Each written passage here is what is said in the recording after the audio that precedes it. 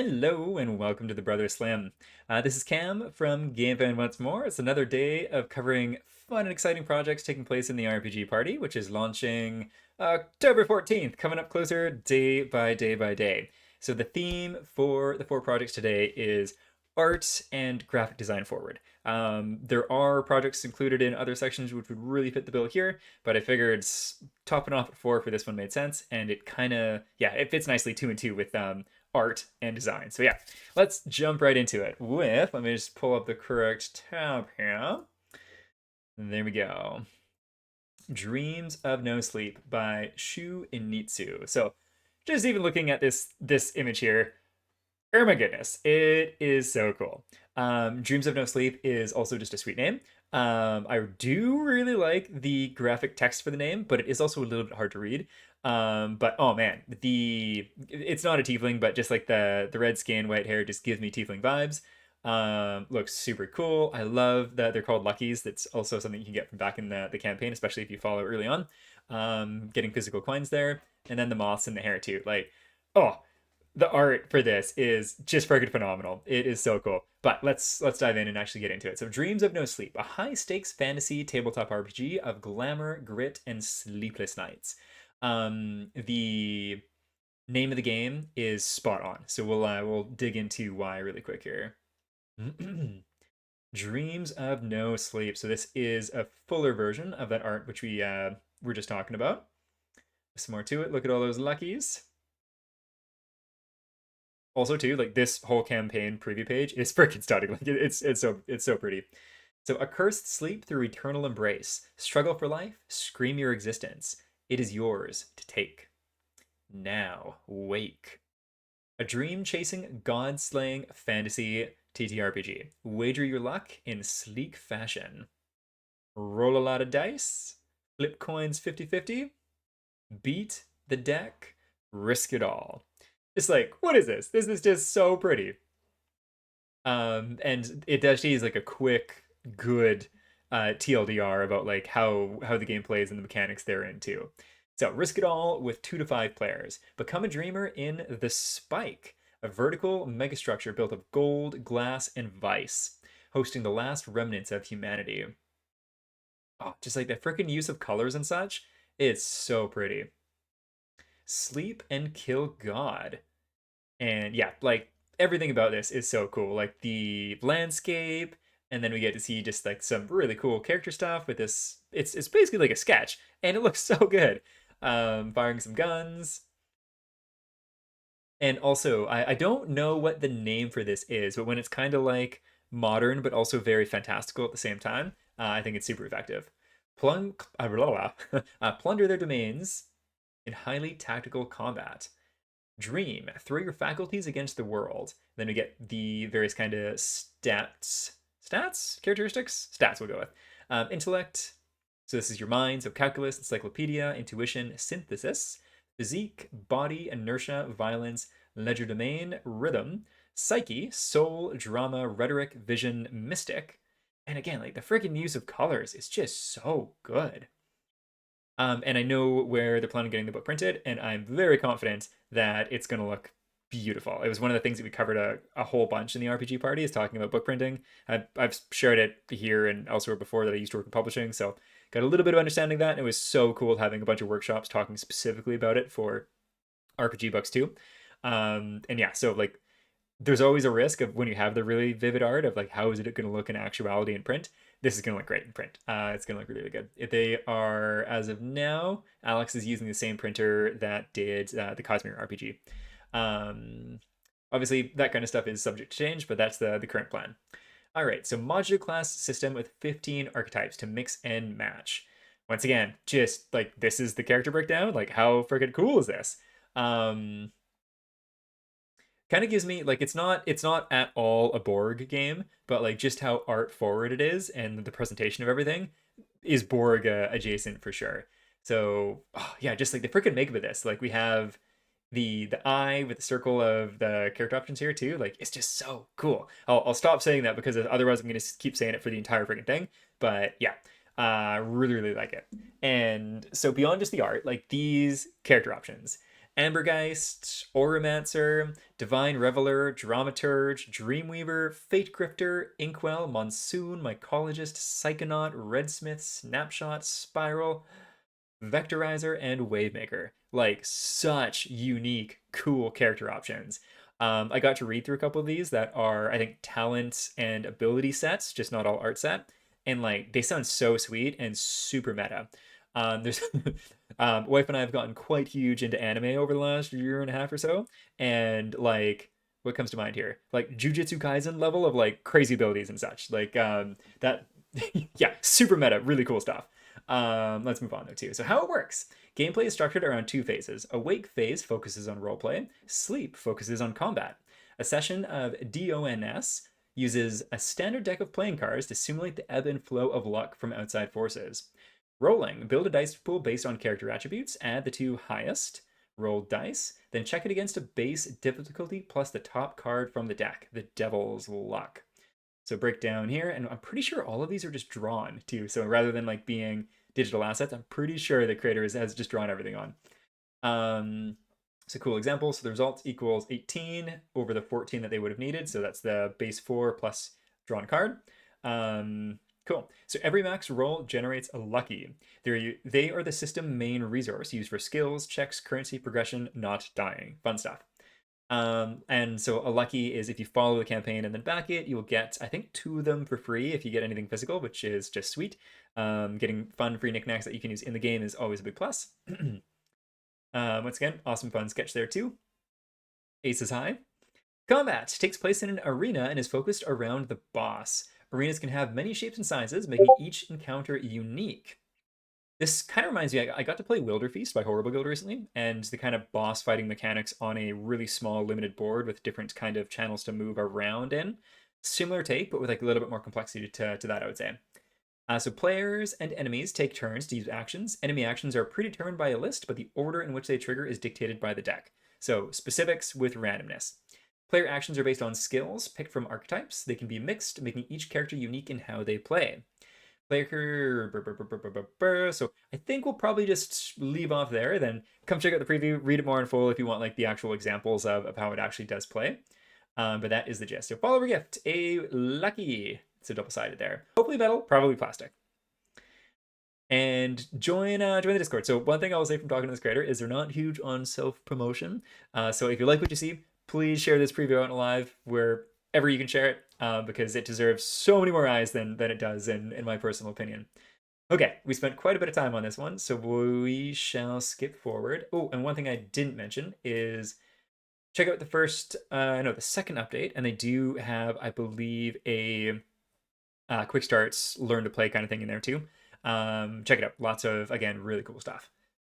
On to the next one. So this is art forward with a bit of a different bend to it, but still very much art forward.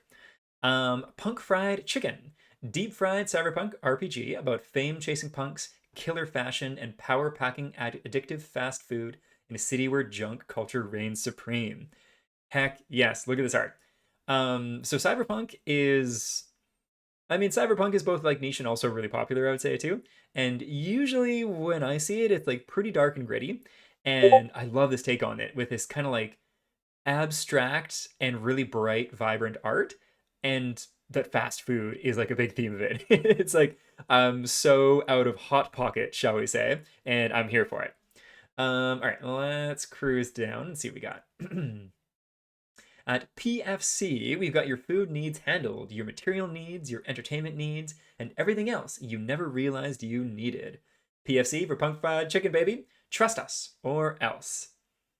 So Punk Fried Chicken is a tabletop RPG featuring cybernetic wannabe outlaws looking to slide into the rich and famous life by plunging headfirst into criminal adventures in a city obsessed with addictive fast food, to kill for fashion, and CPU/brain blitzing social media entertainment.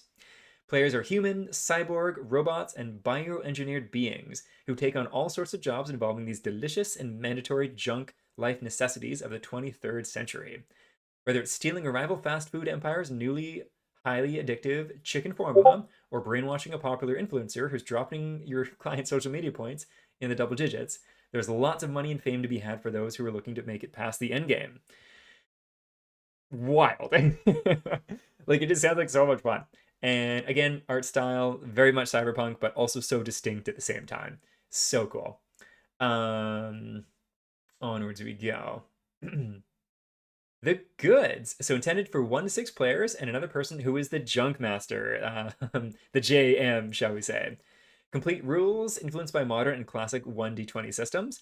I was chatting with the creator, and I don't know if it's specifically called out or not. But like for the rules and such, like the Borgs were a big inspiration here too. So while it's not a Borg itself, it does have inspiration from it, from them, which is cool. All right, so 4 species for PCs to pick from. So protocol, human, cyber blazers, cyborgs, rotoscalar robots, and biosynths, artificial humans. 29 professions to choose from. So stream blitzers, think social media influencers who can manipulate data and fans. Husk reavers, religious followers of a nihilistic AI. Fashion god. Hell yes, nihilistic fashion. New definition for fast fashion, and I'm here for it. Rogue Thrashers are wrestlers who produce devastating physical damage in and outside the ring. And Shock Boarders. Think Rangers in fantasy games, but a courier who rides a board and tracks online. Like, so creative, very much cyberpunk, and also so unique. Like, it's so, so cool. There's a whole bunch of other things to dig into here. And again, we'll skip past this just for now because it'll be a lot to read through. And we got 2 more projects that we want to cover here too. But yeah, definitely come check this out and take a deep read through because there's a lot of cool stuff. And it gets into the basic rule system. So again, kind of Borg adjacent, D20 based, and some different mechanics and such. A little bit more artwork. Nom nom nom nom nom. Data. So yeah, check this one out for sure. Once again, very art forward, extremely original, great, delicious fast food take on the cyberpunk genre. All right, so that's the 2 art forward, and now we're going to go into the 2 very much design forward ones. So, Sewer Sanctuary by Endless Forms. Sewer Sanctuary is a ready-to-play, rules-light temple crawl adventure. This one-shot tabletop role-playing game comes with a blend of exploration, investigation, and unique combat encounters, making for a dynamic fantasy adventure in 2 to 4 sessions. Find clues, listen to rumors, and dive down into the sewers to discover a forgotten bond between a withering town and the ancient power beneath. So looking at this art here, oh, it's so good. But we'll cruise on down and look at a whole bunch more of it. Alrighty. So there's something about these next 2 projects that, once again, like I shared, I used to work in publishing, and I worked with a lot of illustrators and a lot of graphic designers who do the layout for books. And I think good graphic design, it's the kind of thing where if you're not really looking for it, you appreciate the heck out of what you're seeing and don't really know why. I think that's the sign of like graphic design just working really, really well. And these next 2 projects are just like to the nines, just really well done graphic design. All right, so a big thing here, and I don't know if it's specifically called out or not, but like Legend of Zelda vibes for sure. Music, temple crawling, sweet, cool animal buddies too. It's there's a lot of Zelda inspiration from talking to Laura, the creator, and it's really, really neat. So step into forgotten chambers, follow ancient clues, trigger magical melodies, and encounter mysterious creatures. Big, cool purple owl. And that's that same thing from above, so we'll cruise on down.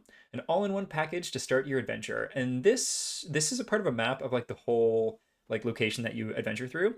And it was going to be, I think, like pull-out map cards. And the last I saw, I believe it's actually going to be like a GM screen instead with the map and notes on the back instead. So good way to kind of show it off in a bigger fashion and also not show it off to your players until you're ready to, which is fun as well.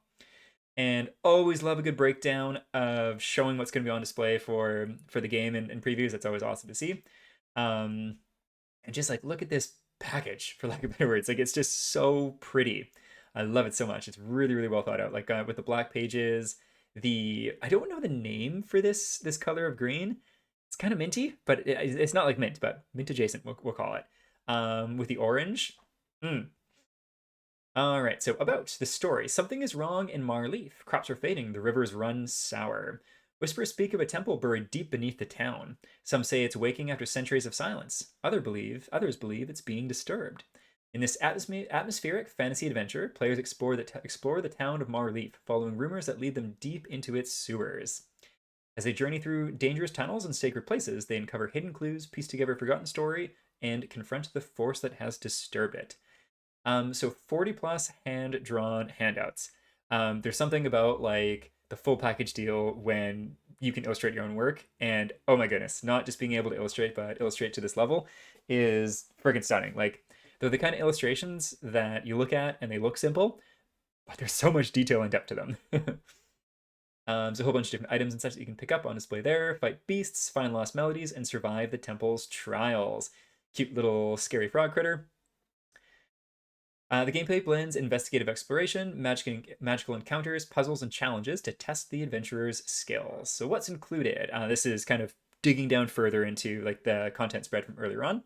So adventure book, 70 plus page book, including quick start rules, adventure summary, timeline, bestiary, and enemy information. Character sheets for custom character creation, including 5 pre-made characters. Scene and item cards, 40 plus of them, 1 full-sized dungeon map. Again, I don't know if this is going to be a map or if it's the GM screen, but it might tell us further on the page. Reveal the dungeon map included version. There's also a VTT setup in DM version. Cool. Dungeon builds, card maps. Yeah, I think this might be the GM screen now, but I'm not totally sure. So check back on at launch too. Follower gift. Follow before launch to get a gift. Giddy, additional unique pre-made character who can join your adventure as an animal companion or pet. Includes short backstory detailing how Giddy can be encountered and recruited during your journey. Look at this cute little black sheep. And the eyes. Something about the eyes are like so alien and still adorable. Just because we're here really quick, I do just want to look at, I think it's, yes, artwork and animal companions, just for showcase just a little bit more of Laura's art really quick. It's dangerous to go alone. There we go with the Legend of Zelda reference there for sure. So bring cute pet companions.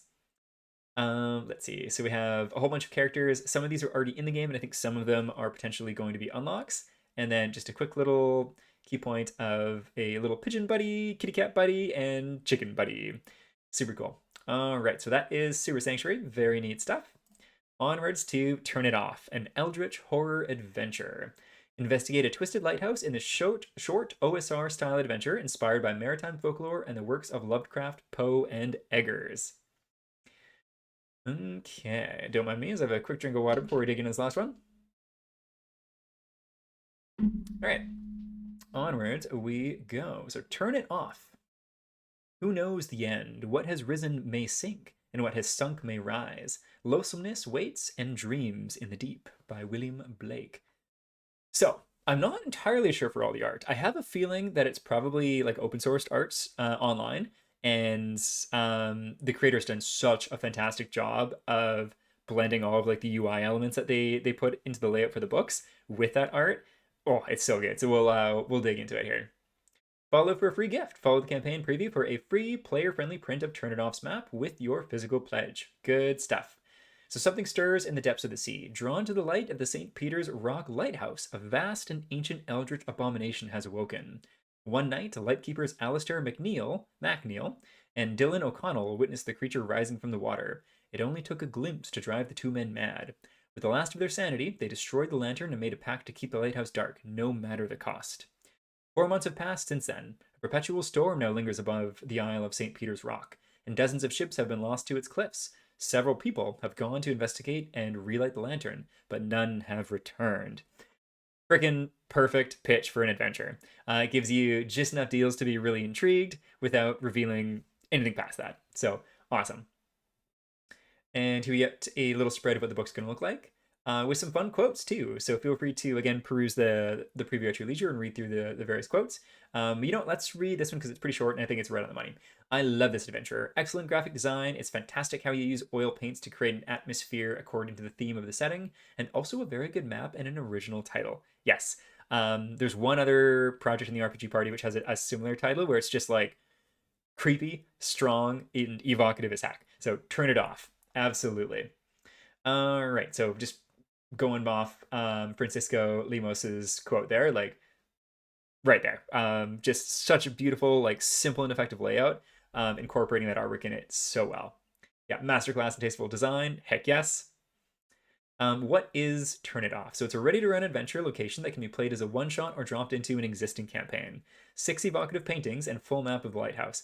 I wonder if the paintings are theirs or not. Yeah, I don't know. I should have looked into that ahead of time. But regardless of wherever they come from, they're really, really good. 3 twisted NPCs. Will you succeed in lighting the lantern and discovering the secret of the Lightkeeper's madness? Play and find out. Indeed. Welcome to the Lighthouse. Campaign goal. So this, I'm glad that they included this too. So originally created for the Knave 2e adventure game Jam, Turn It Off has been downloaded over 2,000 times on itch.io. Since its release, we've received many requests for physical copies. If we reach our funding goal, this campaign would allow us to fund a small hardcover print run for Turn It Off. We also plan to convert the adventure to a system-agnostic design so it can be enjoyed by more tables and expand the layout to include even more art. Yeah, just look at that. It's such a pretty looking. Oh, it's just so pretty. Anything else? Yes, that is it there. So that is Turn It Off, Sewer Sanctuary, Punk Fried Chicken, and Dreams of No Sleep. So very art forward, just firing on all cylinders there. This video might have gone a little bit longer than some of the other ones today. So thank you for tuning in with me as I just gushed over the art and graphic design in these ones. Looking forward to the next one. Thanks again for tuning in, and we'll catch you next time. Oh, and links down below in the comments section, description section for where all these projects are too. Awesome. Take care, and we'll catch you then. Bye.